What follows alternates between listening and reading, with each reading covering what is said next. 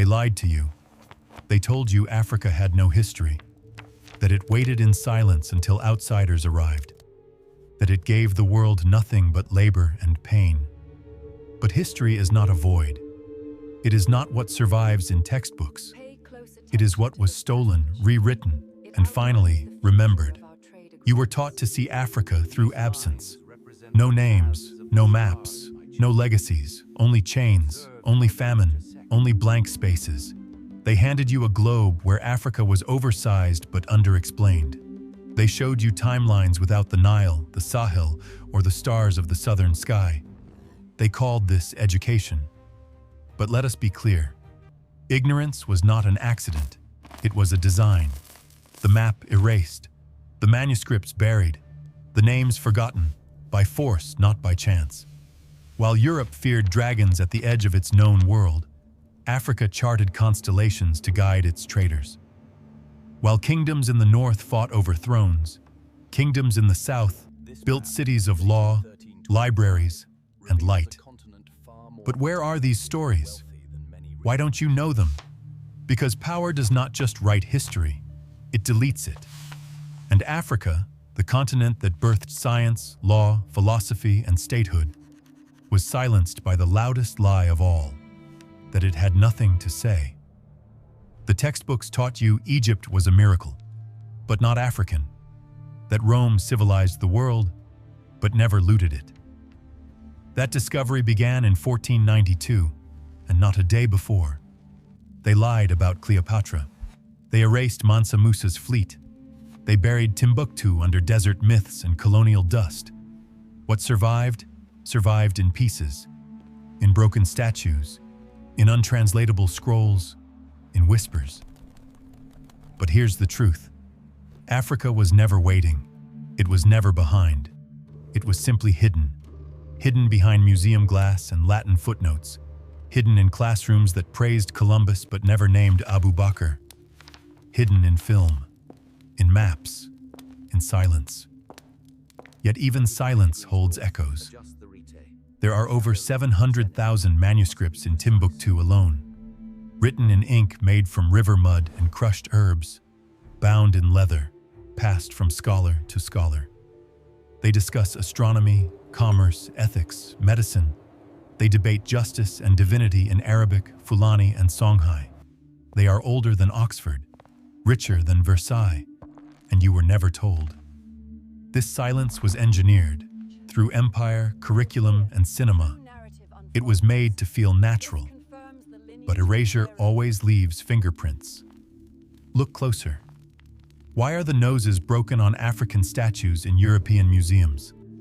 Why do maps from the 1300s show West African kings holding gold? Why does the Catalan atlas label Mali as the land of scholars and riches? Why are black sailors present in New World paintings predating Columbus? Because history remembers, even when empire forgets. And now that memory returns, not as nostalgia, but as evidence, as proof that Africa's story was never lost, only stolen. To reclaim the truth is not rebellion, it's restoration. So what happens when we take it back? Not just the symbols, the pyramids, the queens, the gold, but the context, the intent, the brilliance. When we stop asking if Africa had history and start asking why it was denied. This is not just a correction, it is a reclamation. Because when you reclaim the story, you reclaim the self. You are not the descendant of silence. You are the heir of mathematicians, cartographers, and queens who spoke 7 languages. You are not the afterthought of empire. You are the blueprint of civilization. This film is not about nostalgia. It is about evidence. It is about ending the lie. Because history is not what survives. It is what we are willing to restore. They lied to you. But now, you will remember. The desert has memory. And memory always finds its way back to light. Africa is not the edge of the world. It is the center of a forgotten map. And on that map, the first lines of knowledge were drawn in African ink. Long before the rise of the West, before Paris and London carved their names into stone, there was Kemet, the Black Land, where time itself was measured in starlight and flood. This was not myth, it was mathematics. They aligned temples to the solstices. They calculated the tilt of the earth using shadows. They measured not just land, but the heavens themselves. From Kemet came knowledge that traveled, not north, but south and west, to Nubia, to Kush, to the Sahel, to cities built not in marble, but in mud, manuscript, and meaning. Each city a verse, each scholar a bridge. In the kingdom of Kush, iron was forged before Greece learned the word phalanx. In Aksum, stelae rose like skyscrapers, etched with forgotten alphabets. In Jenne, clay architecture curved like dunes, housing courts, schools, and memory. These were not isolated sparks, they were constellations in conversation. Africa was never a continent of tribes. It was a continent of networks. Gold, salt, and ideas crossed deserts in caravans guided by stars. Berber traders, Tuareg guides, Mandé merchants, all navigated by memory, not map. And at the heart of this web stood a city not made of steel, but of scholars. Timbuktu. It was a university, a legal forum, a publishing house, a sanctuary of thought. Founded in the 12th century, it connected scholars from across West Africa and the Maghreb. It held more books than most European capitals of the time. Shelves carved from clay, books bound in gazelle skin, knowledge inked in black, red, and gold. What did they write? Astronomy, law, medicine, poetry, and the questions that shaped every civilization. Justice, wisdom, compassion. Some scrolls debated whether a ruler should prioritize law or mercy. Others pondered the ethics of wealth or the nature of divine order. These were not religious tracts alone. They were blueprints for governance and society. Scholars walked barefoot from Niger to Morocco to study in Timbuktu. Imams memorized pages by lamplight. Women owned and donated manuscripts, recorded by name. Knowledge was not hoarded. It was shared, copied, debated, passed on. And the languages? Arabic, yes, but also Songhai, Pular, Tamashek, Hausa, Ajami, African languages written in Arabic script. This was a multiverse of literacy, a dialogue written across tongues, but spoken in the same pursuit of truth. Yet none of this made it into your textbooks. You were told. Africa had no written language. Africa had no law. Africa had no science. What they refused to recognize was not absence, but excellence. Because Timbuktu's manuscripts were not bound in Latin, they were not illuminated with European saints. They carried no royal seal from England or France, but they were real, and they remain. In vaults, in families, in museums that rarely display them. Over 700,000 of them still exist, though many remain uncatalogued, and every page is a rebuke to silence. Together, they whisper the architecture of a forgotten library. Africa was a library, burned, scattered, and rewritten. From the Sahel, knowledge sailed the Atlantic. From Kemet, ideas moved through Nubia to West Africa.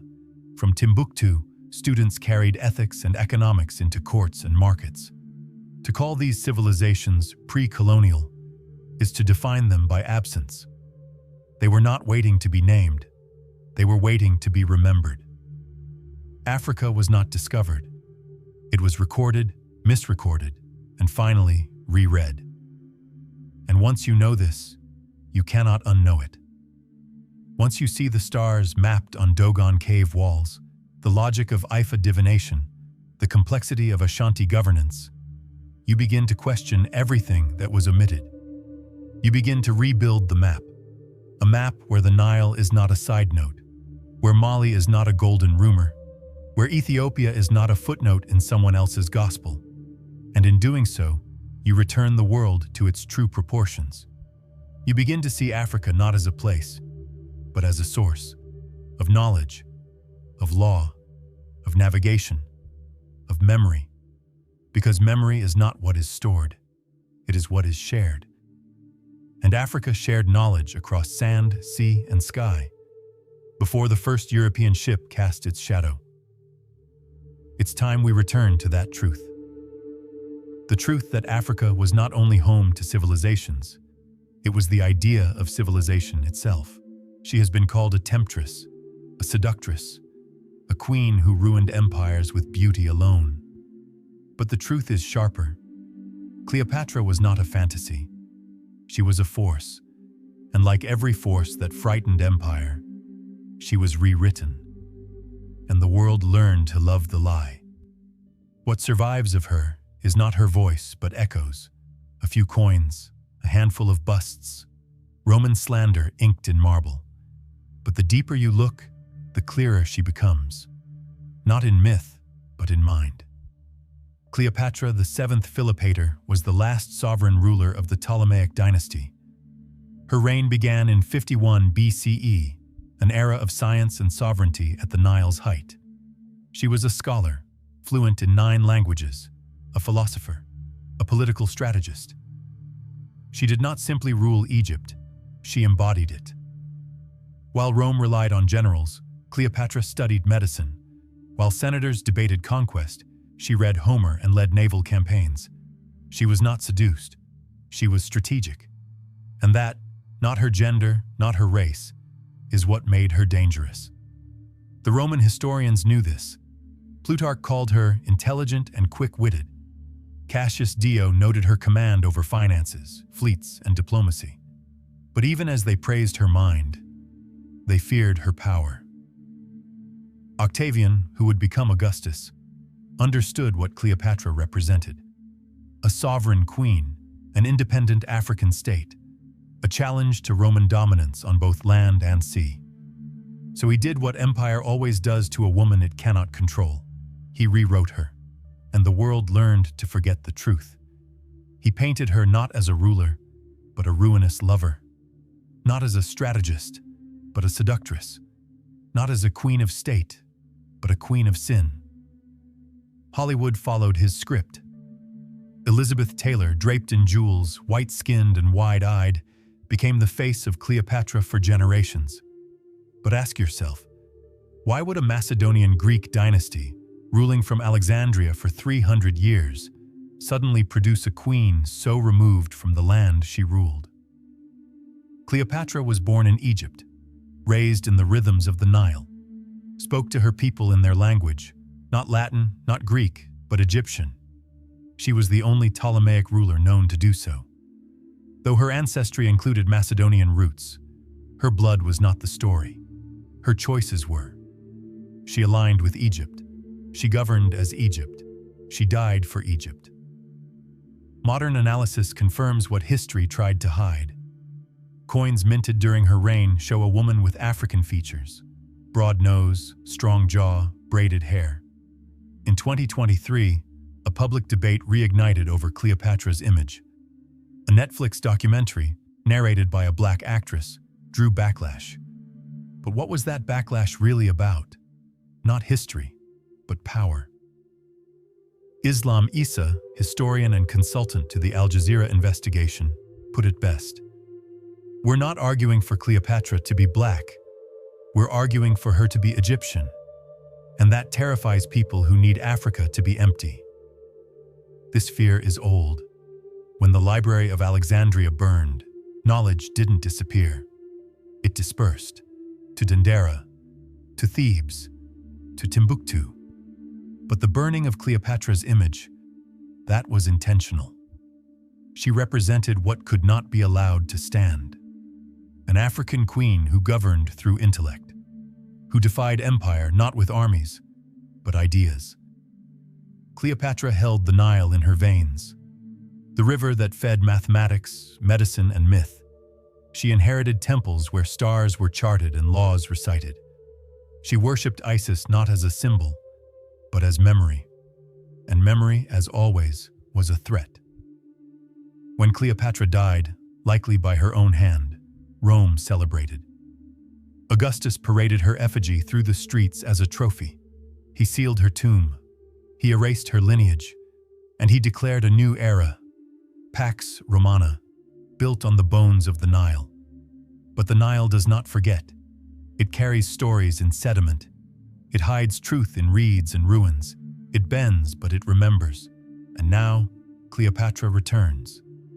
Not as fiction, but as fact. She was not the myth they sold. She was the memory they feared. She was not a lover who weakened kings. She was a queen who defied empire. And when you remember her, not as a fantasy, but as a figure of intellect and sovereignty, you begin to see the pattern. Because every time Africa rises in its own image, the world scrambles to repaint it. Not just Cleopatra, but Kandake Amanirenas of Kush, Queen Nzinga of Ndongo, Ya Asantewa of the Ashanti. All written as footnotes, all feared for what they knew, not what they wore. History didn't forget them, it removed them. Cleopatra was not erased by sand, she was erased by strategy. But strategy cuts both ways. And now, she rises. Not in costume, but in clarity. Not as a myth, but as a map. A map that leads us back to the Nile, back to the moment Africa ruled itself, and was punished for it. And in that river, her reflection remains. And so we say her name, not to claim her as ours, but to remind the world she was never theirs. She belonged to the Nile. She belonged to history. She belongs to memory now. He was the king who gave up a crown to chase the edge of the world. Abu Bakr II, the forgotten voyager of Mali, the African ruler who may have crossed the Atlantic, more than a century before Columbus ever set sail. But you won't find his name in Western textbooks. There are no statues in Lisbon, no monuments in Seville, only a single line in a manuscript from 1337. The Arab scholar al-Umari, writing from Cairo, recorded a story passed down by the Mamluks, a conversation with Mansa Musa, the famed emperor of gold, who said this: "My predecessor did not believe the ocean had an end. He built a fleet, 2,000 ships. He sent them west. Only one returned." The survivor told a tale of vast waters, strong currents, and a river beneath the sea. Abu Bakr II, hearing this, made a decision. He abdicated the throne. He built a new fleet, and he sailed into the unknown, never to return. This is not legend, it is record. Al-Umari's text was written less than 2 decades after the voyage. Its source? The emperor of Mali himself. So the question is not whether this story exists, it's why we were never taught to ask. Was it possible? Let's follow the wind. In the 14th century, African sailors had everything needed for transatlantic travel. They used the Canary Current, a powerful ocean stream that flows westward from the coast of West Africa toward the Americas. They understood the rhythm of the trade winds, which blow in predictable patterns between hemispheres. They sailed with triangular lateen sails, ideal for crosswind navigation. They built wooden hulls wide enough to carry grain, livestock, and tools, and they used the oldest compass of all, the stars. The Dogon people of Mali charted the Sirius system without a telescope. The Mande had oral maps, songs that recorded depth, direction, and tide. Navigation was not invention, it was inheritance. And Mali had wealth, enough to fund 2,000 ships, enough to dream beyond empire. Compare that to Columbus. He sailed with 3 ships. He underestimated the Earth's size, and when he arrived in the Caribbean, he thought it was India. But he carried something Africa did not, a narrative and a flag. That's why Columbus is remembered, and Abu Bakr is erased. But what if we read the ocean instead? Archaeologists have found copper spear tips in the Amazon, with metallurgical traces matching West African mines. Spanish records from the early 1500s describe black-skinned people already present in the Caribbean, speaking unfamiliar tongues, not from Africa, not from Europe. Some early European maps show coastlines in Brazil labeled in Mande script, dismissed as coincidence. Coincidence is a story we tell ourselves when evidence becomes inconvenient.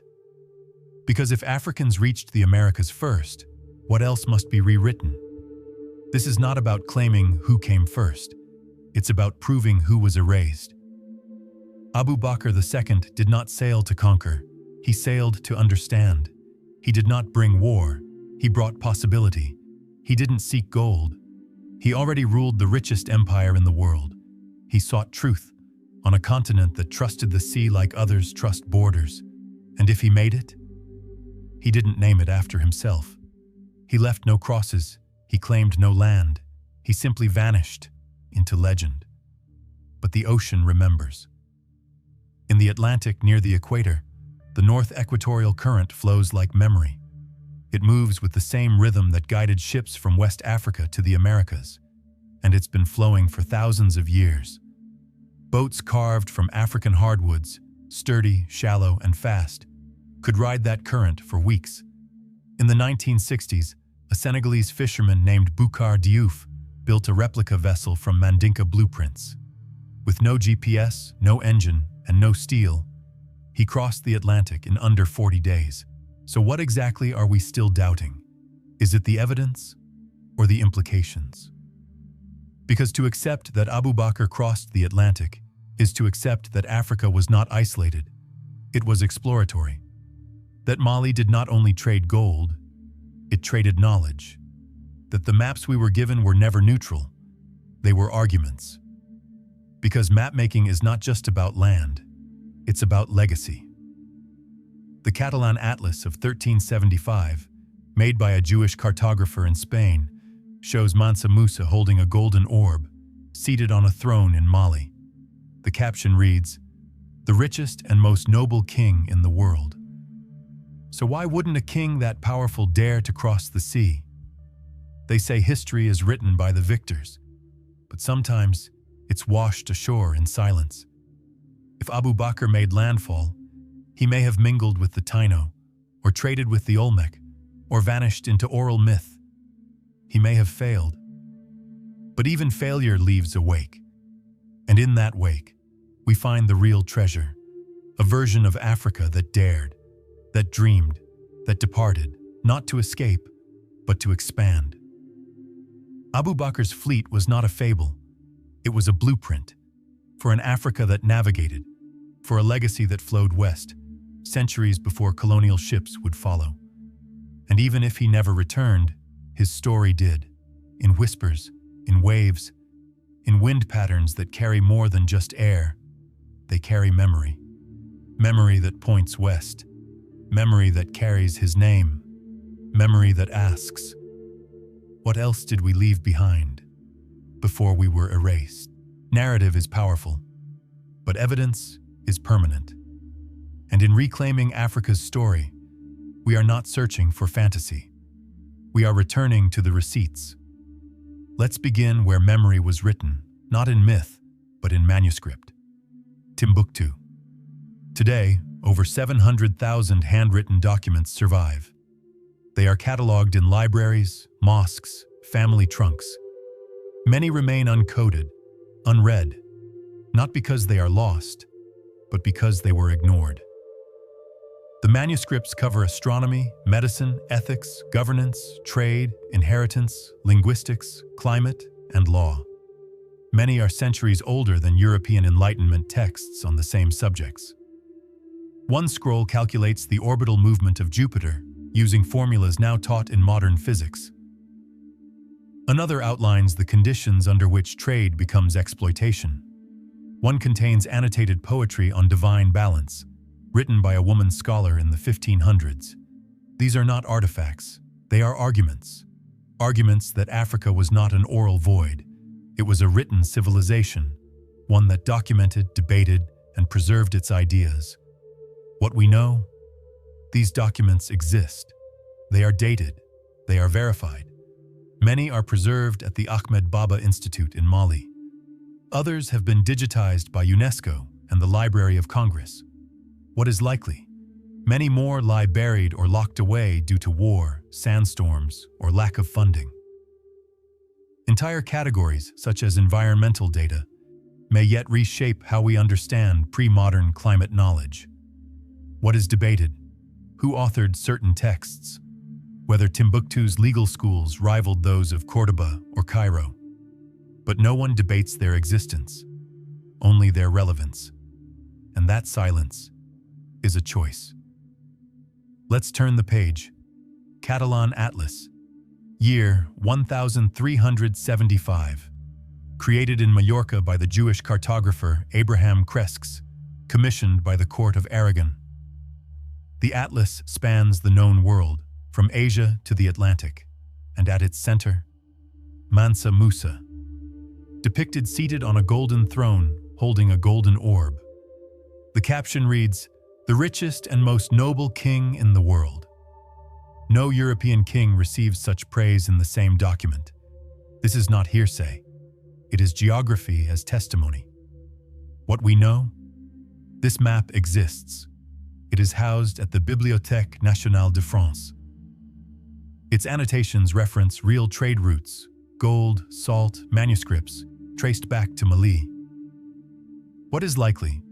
Cresques' team drew from accounts of merchants who had seen West Africa firsthand. Their descriptions match those from Arabic sources, Ibn Battuta, al-Umari. What is debated? Did the atlas imply political admiration? Or was it simply mapping economic influence? But again, no one debates Mansa Musa's presence, only how to explain why it was removed from later maps. And now, the material world. Archaeological receipts. West African coins found in the Americas, made of metals sourced from Mali, with smelting techniques not used by European settlers. Mande-styled terracotta heads in Brazil and Colombia, dated to before 1492, dismissed as unclassified. Ship carvings in caves on the Gulf of Mexico coast, featuring lateen sails and hull shapes identical to those used in 14th century Mali. Oral records among the Gullah Geechee in South Carolina describing black men who came by river long before the English. Each one alone may raise questions. Together, they raise doubt about the dominant story. What we know? These artifacts exist. Their carbon dates are published.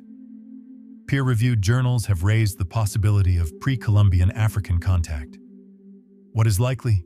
Cultural exchanges happened, not as conquest, but as contact. Linguistic overlaps, crop patterns, boat forms all suggest interaction. What is debated? Whether it was Mali, whether it was Abu Bakr II's fleet, whether it was multiple voyages. But again, debate is not denial. It is an invitation to look closer. And then, we look at what's missing. Maps. Between 1300 and 1500, European cartographers progressively shrank Africa's coastline, omitted its river systems, erased inland cities, removed markers that once acknowledged knowledge. Compare the Catalan Atlas, 1375, to maps from 1493 and beyond, and you'll see a story rewritten in ink, from golden thrones to empty coasts, from rich kings to blank slates. Because if Africa was to be conquered, it first had to be emptied, and that emptiness was manufactured. Let's remember, receipts don't have to shout, they can whisper. A manuscript dated 1348 describing the phases of Venus, a court record outlining inheritance law in Songhai, a weather journal that tracked drought patterns over 50 years, now used by modern climate scientists, a poem written by a blind Fulani astronomer describing Mars as the red wanderer who knows no king. None of these lines appear in textbooks, but all of them exist. Proof is not always grand. Sometimes it's folded in leather, buried in sand, or misfiled in a museum basement. But the evidence lives, and it tells us this: Africa was not guessed. Africa was recorded by its own hand. So if we still doubt, perhaps the question is not about what is missing. It's about what we were told to ignore. Erasure is not silence. It's strategy. And like every strategy, it leaves a pattern. Let's trace the pattern, from throne to textbook to theater. We begin with Rome. When Octavian defeated Cleopatra, he didn't just end a dynasty, he ended a worldview. The Nile was no longer sovereign. Its power, intellectual, economic, symbolic, had to be erased. Not through war, but through narrative. He ordered her image destroyed, her history rewritten, her tomb sealed, her name dragged through satire and sculpture. It worked. For centuries, Cleopatra was not remembered as a scholar or strategist, but as seductress. Power disguised as pleasure. Africa reframed as excess. That's the first move of erasure. Transform strength into shame. Now we move to the maps. Look at the Catalan Atlas, 1375. Mansa Musa sits on a golden throne. The Niger River curls like a signature. The Sahara is marked with caravan routes, cities, empires. Now look at European maps from 1500 onward. Africa's interior is blank. Its kings are gone. Its rivers are missing. Its cities are erased. This wasn't forgetfulness. It was design. You can't justify conquest if the land already has names. You can't plant flags where memory still grows. So they cut Africa off from its own cartography, from being the center to being the margin. Second move of erasure, delete the map. Then, the textbooks. As colonial empires expanded, so did their school books. They carried the lie from classroom to classroom. Africa was dark. Africa had no writing. Africa had no cities, no science, no civilization. This wasn't poor research. It was doctrine. British, French, Belgian curricula removed the Mandé, removed the Kushites, removed the Timbuktu manuscripts, replaced queens with concubines, replaced scholars with slaves. African students read about Greek democracy, but never about African jurisprudence. They memorized the Magna Carta, but never learned about the Charter of Kurukan Fuga, ratified in Mali in 1235. A charter that outlined human rights, environmental protection, and checks on royal power, centuries before Europe. Third move of erasure, control the classroom, and then cinema. When film became the new scripture, Hollywood preached the same gospel. African royalty was cast as barbaric. Cleopatra became white. Egypt became Middle Eastern. Every pharaoh wore eyeliner, but none had African features. Even Nubians, Ethiopians, Moors became villains, shadows, or vanished altogether. You never saw the Mali fleet. You never saw Timbuktu's libraries. You never saw queens speaking in proverbs, astronomers tracking eclipses, or mapmakers drawing from memory. Because the fourth move of erasure is the most powerful. Make it invisible. Not by arguing, by omitting, by teaching with silence, by filming with whiteness, by casting amnesia. And it worked. So well that even descendants of kings believed they came from nothing. So well that Africa's children forgot their mothers wrote in ink. So well that memory became myth, and myth became absence. This is not theory, it's infrastructure. Entire academic fields were built on this erasure. Anthropology, history, theology. Many began with the assumption that Europe defined the human, that all others were stages on the way to civilization. Even language obeyed the erasure engine. Tribe instead of nation. Primitive instead of non-Western. Discovery instead of arrival. They didn't just control what was taught. They controlled what was possible to think. But here's the flaw in every erasure machine. Memory is not mechanical. It leaks. It lives in lullabies, in beadwork, in scar patterns, in gold weights shaped like proverbs, in stories whispered by grandmothers who never touched a textbook, but remembered the stars. Erasure may be systemic, but so is resistance. Because for every map that erased a name, a griot sang it back into being. For every statue defaced, a child asked why the nose was missing. For every film that lied, an artist painted what was true. And today, we have the receipts. The manuscripts, the maps, the coins, the carvings, the currents, the questions. Not all erased history is lost. Some of it was buried, some stolen, but most simply silenced. And when silence is broken, the architecture of erasure collapses, because history doesn't die when it's attacked. It dies when it's forgotten. And we are done forgetting. We are done forgetting. We are done apologizing for asking where our ancestors went, for wondering why the maps changed, for daring to trace what was buried and bring it back to light.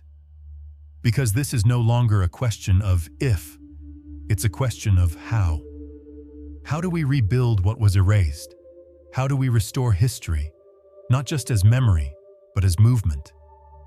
We begin with the ones already doing it. Across Mali, local librarians have risked their lives to save manuscripts from fire and extremists. They moved them in secret, wrapped in cloth, buried beneath floorboards, carried on motorcycles across war zones, not to sell, but to protect. Their mission was clear. Let no scroll be lost. Let no word be silenced.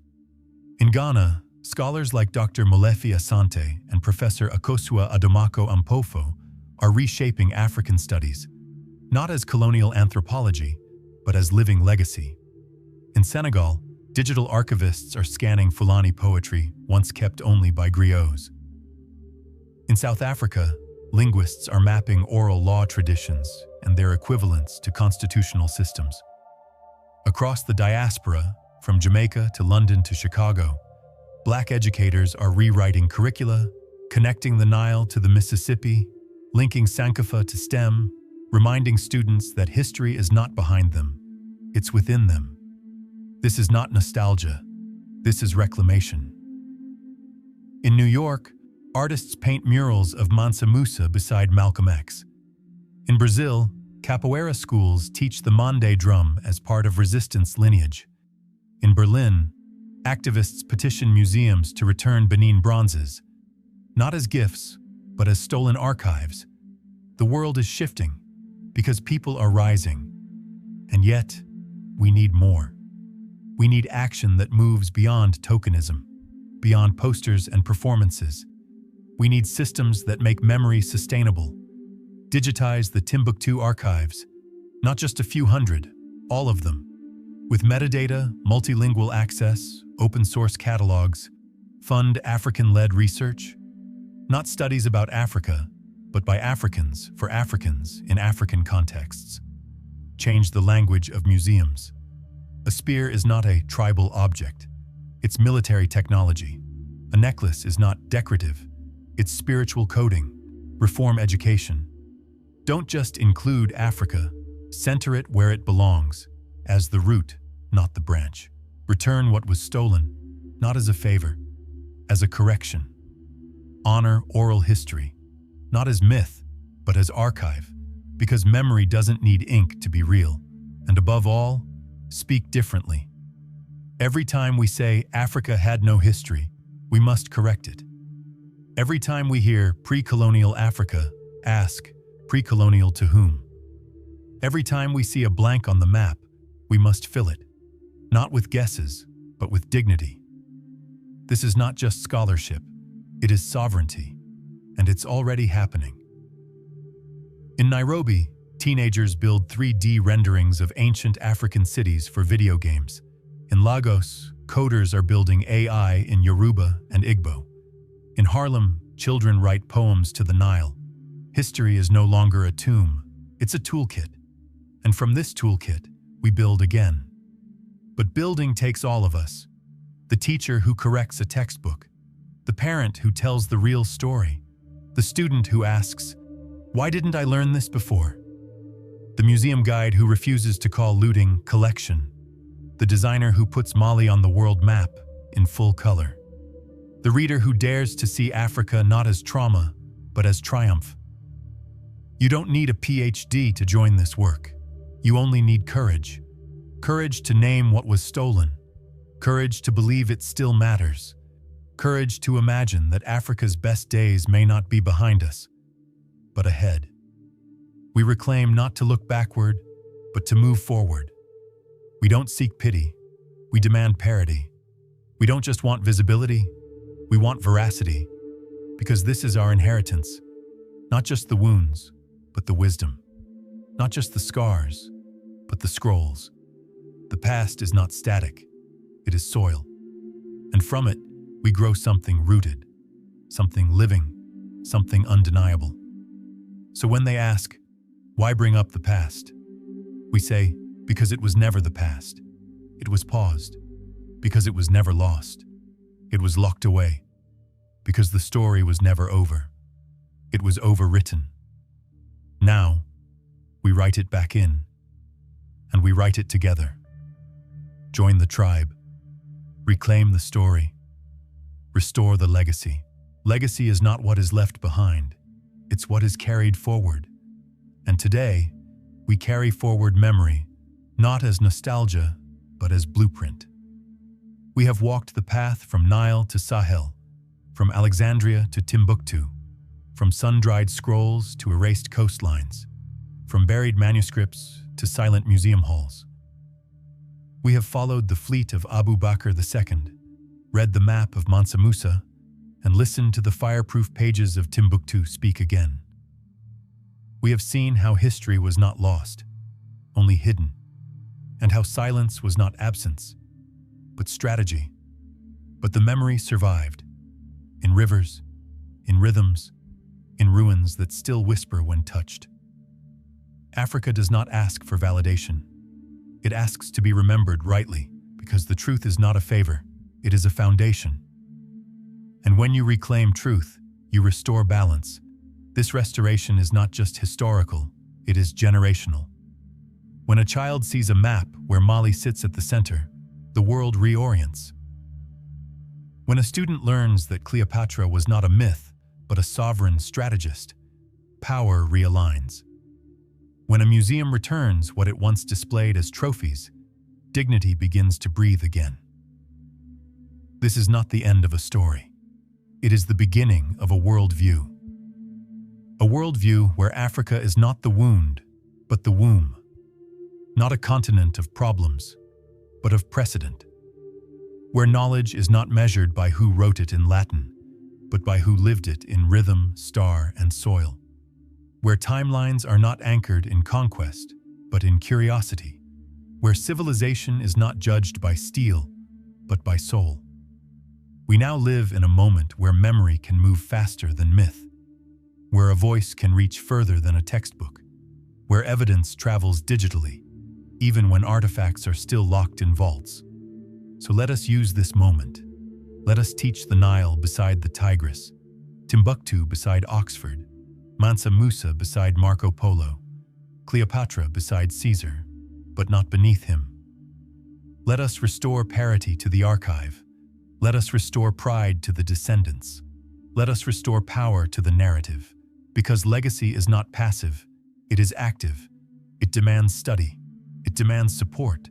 It demands storytelling that dares to name what others erased. And in naming, we heal. Not because the past was perfect, but because it was ours. Not because Africa needs praise, but because it deserves precision. Not because we must rewrite history to feel better, but because history must be made whole to be real. So we say again, Africa was not silent, it was silenced. Africa was not late. It was first, and then made last. Africa was not empty. It was emptied, and now it is full again. Full of names, full of memory, full of legacy.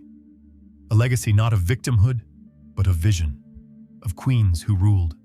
Of scholars who measured the stars. Of sailors who trusted the wind. Of poets who saw knowledge as light. Of griots who kept truth warm, even in exile. We are not rebuilding myths.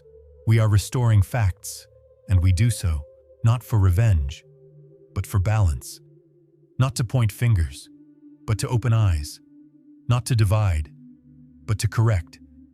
Because the world needs a full memory, and no memory is full without Africa. So let this be the turning. Let this be the document that re-enters the archive. Let this be the voice that joins the manuscripts. Let this be the moment when those who once asked, "Where is Africa's history?" now answer, "It was here all along, and we see it now." Because we are the generation that dared to remember. And that too is a legacy. We don't just retell history. We restore it with evidence and honor.